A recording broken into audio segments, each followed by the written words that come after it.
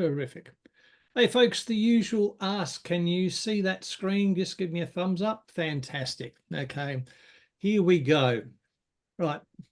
So today time is short because, oh, look at that camera flashing all over the place. Sorry about that. Don't know why that's happening. Okay. Well, we might even kill that. Never mind. Okay, so time short because we've got a member spotlight coming up, and that's going to be bloody distracting, isn't it? So there we go. We'll see if we can kill that very, very quickly.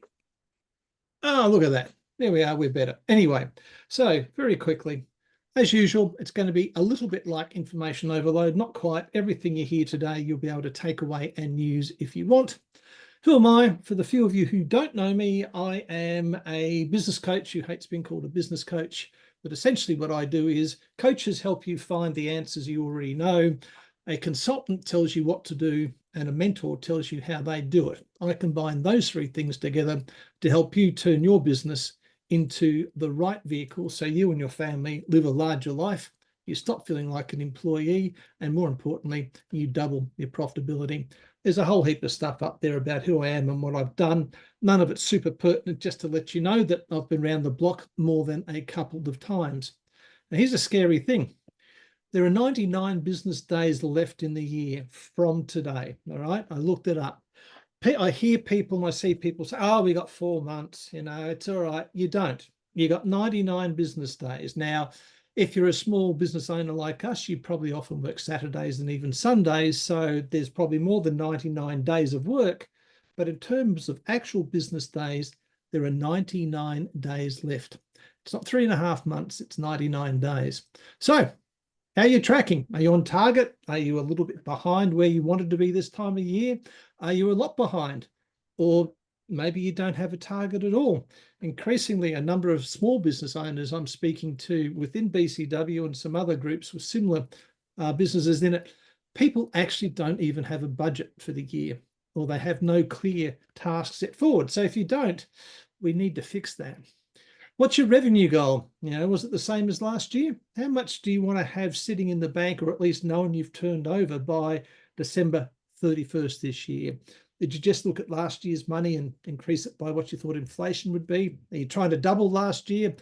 Or maybe you're not really concerned about income, but you're more focused on having an impact in the communities you possibly work in.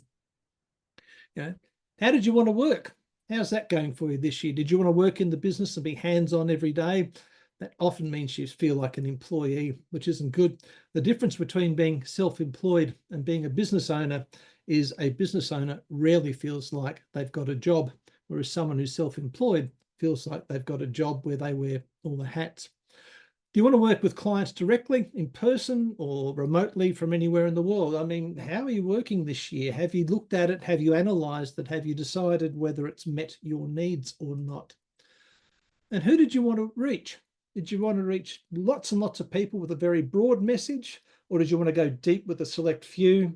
Did you want to get back in touch with your past clients? Or maybe you wanted to open up a whole new type of business or something entirely. I mean, Jackie's sort of done that this year with her water woman and her magic water.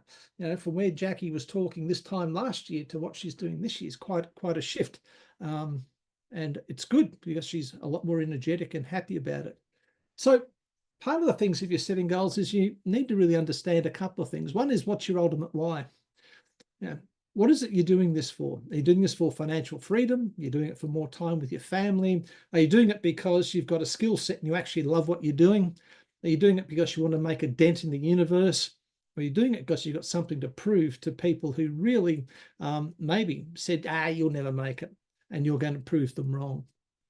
If you're nowhere near where you want to be for the year, this time of year, then it's time to think about what's holding you back. You've still got 99 days to go.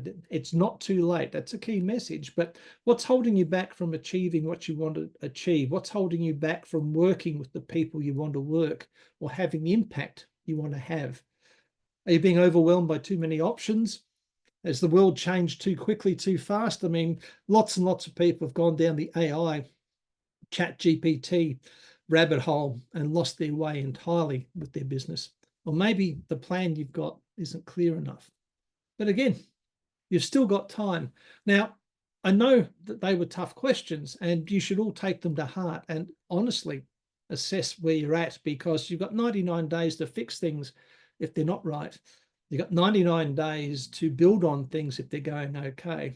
And you've got 99 days to make yourself a real hero if that's your choice. But you've got to take action.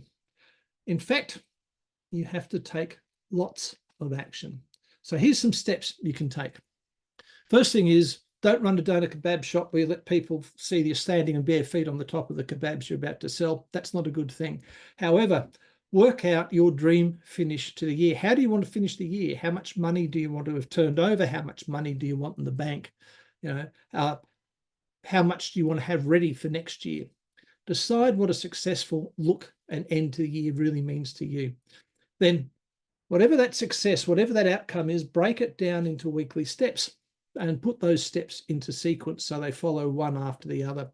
And then break the weeks down into daily actions. Use the 5x5 thing. Remember, a list of 5 things you'll have done by 5 o'clock the next evening, and at 5 o'clock that night, you put a line through all 5, you do a brain dump, and you pick 5 things you'll have done by 5 o'clock the following evening. This builds momentum and keeps you on track. You need to get started. It's easier to get what you want when you know what it is. So if you're not clear about what income you want, specifically in income, let's say, or revenue or profit, then it's time to sit down and get clear about it and figure out what it is you want. You need to review your products or your services to make sure, is it still relevant to the marketplace, or is there a cheaper option, or has the marketplace moved on? Are you differentiated? Those of you who've been here before, you've heard me talk about the fact that you need to have a unique selling proposition. You need to stand out from the crowd. You need to be different from other people. Your product or service, can it be improved? Are you getting feedback from your customers or your clients about things they'd like to see you do differently? Can you maybe retarget it? Maybe you've got a product or service that you're aiming too low or too high. Can it be updated? Can maybe you incorporate some of that AI stuff to make it a better product? Does it need to be repriced? Can it be added to?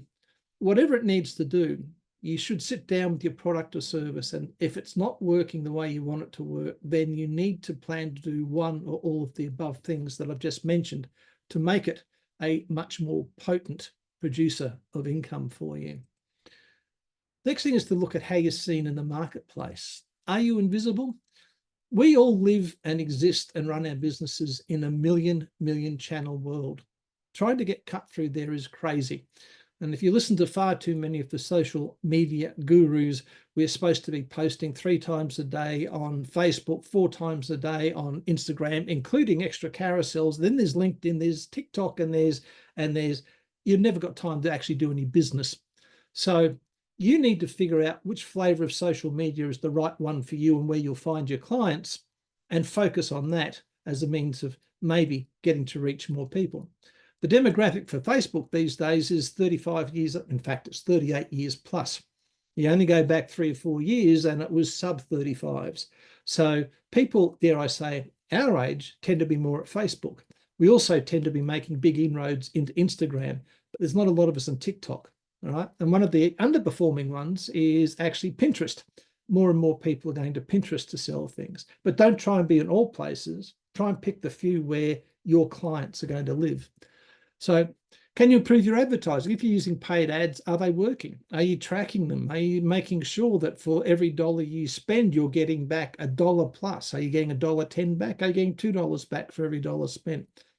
What's happening with your advertising? Maybe you're doing it organically, which is fine too. But if you're doing it organically, then you need to have something in place. Most organic advertising should have some form of call to action that you can track.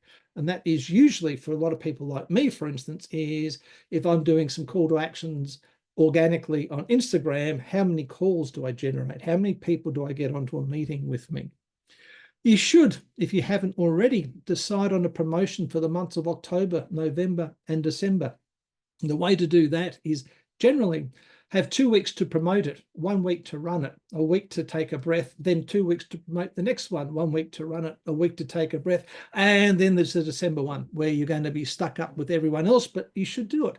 If you don't have any promotions organized for the next 3 months, October, November, December, September needs to be your planning month to get them together, get your assets. By assets, I mean websites, landing pages, whatever it else is in place, so that October, November, December, you can give your revenue and your sales, and more importantly, your visibility, a bit of a kick in the backside. Doesn't matter whether you're going to run a 5-day challenge or whether you're giving away books or you're going to run live events. You need to have some form of promotion in place. And again, when you've thought through these things, you need to sit down and create a plan. So how are you going to make yourself more visible? How are you going to use social media better? And how are you going to promote your business October, November, December? I want to talk about friction, right? Friction is those things that make life more difficult. Friction's like when you ring up Telstra to move your son's phone off the family plan onto his own plan, and you're on the phone for 3 hours and still don't get a result. That's friction. So what things in your life are causing frictions for you? What things in your life are making business more difficult than it needs to be? Maybe you've got a VA that needs more training. Maybe you've got the wrong type of customers. Maybe the way you're getting paid is not working properly. Or all of a sudden you've had a really good month and then, dare I say it, PayPal or Stripe decide they're going to hold on to your money because, gee, maybe you're laundering drugs or something or other. What are the sources of friction? And they don't have to be business. They can also be in your life. If you've got a messy backyard, you've got a garage that needs cleaning or something that needs painting, and you keep walking past it saying, I'll get to it, I'll get to it, you're creating subconscious friction. Bottom line is, if you identify the sources of friction in your life, there is literally 3 things you need to consider. Can I remove them? Can I reduce their effect? And can I endure them? In other words, can I just decide to put up with them? All right. Again, when you know what the sources of friction are in your life, then create a plan to either remove, reduce, or how to endure them. Step 5 is you need to clearly set your how much is enough number. You've all heard me talk about this before. One of the key things I do with all my clients is help them decide how much is enough across a number of areas. Date nights with their significant other, long weekends away, travel, and money, of course, and revenue, those sorts of things. How many cars do you need? Whatever it is, how much is enough? In this case, we're talking specifically about money, about revenue, about profit. So how much is enough for you? How much is enough that you want to have sitting in the bank at the end of the year or have coming in at the end of the year?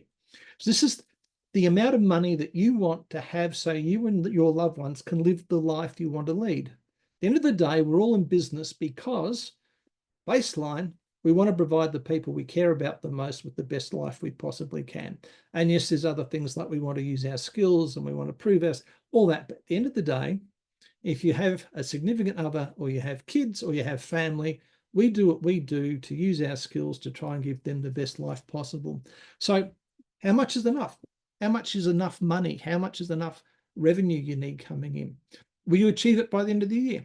Maybe, but if you don't, at least you'll have an idea for a target to set for 2025. The thing is, when you sit down and figure out how much you need to live a good, enjoyable lifestyle, not a billionaire lifestyle, you'll be shocked by how much lower it is than what you probably think. But if you haven't done the exercise, then again, you've got no real destination in mind. Step 6, start working within your sphere of influence with your network. Are there people here on this call or within the group that you can partner with and together drive sales? Are there promotions you can do October, November, December with 3 different people? Can you share one another's groups? Can you get to talk to one another's customers? Of course, you're looking for people who serve the same people but are not competitors with you. I worked with a couple of accountants, right? They deal with the same customers I do, but we're not in competition with one another. Who do we know or who can you reach out to here who can act as an introducer for you to new clients or existing clients? Can you reactivate your previous clients? Can you go back to someone you worked with last month, 6 months ago, last year, and try and get them reactivated?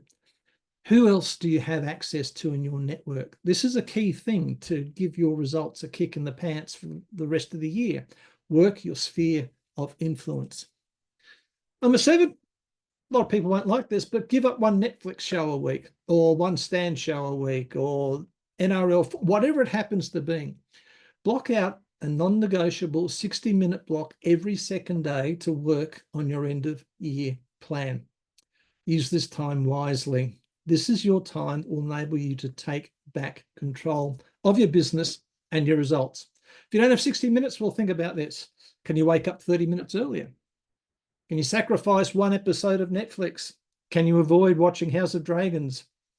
Can you do anything like that? Can you reduce your screen time by just 20 minutes? If finishing your year is a priority, if you want to finish strong, then treat it like a priority and start doing something with your time. Don't waste your time sitting in front of the telly, or even worse, endlessly scrolling through Instagram or Twitter, X, or any of those things. Or if you do those things, give yourself a time limit, 1 hour a night, and then that's it, put it away. But can you find 60 minutes every second day just to work on your business to make it really fire for the end of the year? So to wrap up, know what you want, decide a target, set a goal, identify, remove or reduce any sources of friction you've got. Understand how much is enough in terms of money, in terms of hours that you're working. Break that target down into weekly and then daily steps. Use the 5x5. Review your service and product offering to make sure it's relevant and that people actually want it and that it removes a pain from them. Reach out to your network to see if you can partner or be introduced to people. Reach out to your past clients to see if you can get them on board again. Plan one promotion a month for the last 3 months of the year. Sacrifice some of your downtime. More importantly, commit to acting. So look, if you need some help, I'll put them back into the chat box again. You can get a silver bullet call with me, or you can get just a chat call with me. Either one, I'm happy to help. So look, thanks for listening. The link there, Virtual Coffee, will be in the chat in a minute. But you can easily track me down on LinkedIn as the Profitability Coach, or you can find me at my business. Thank you for your time. I'm going to kill this, and then if there's any questions, let's take them right now. Excellent. If you've got any questions, just put your virtual hands up.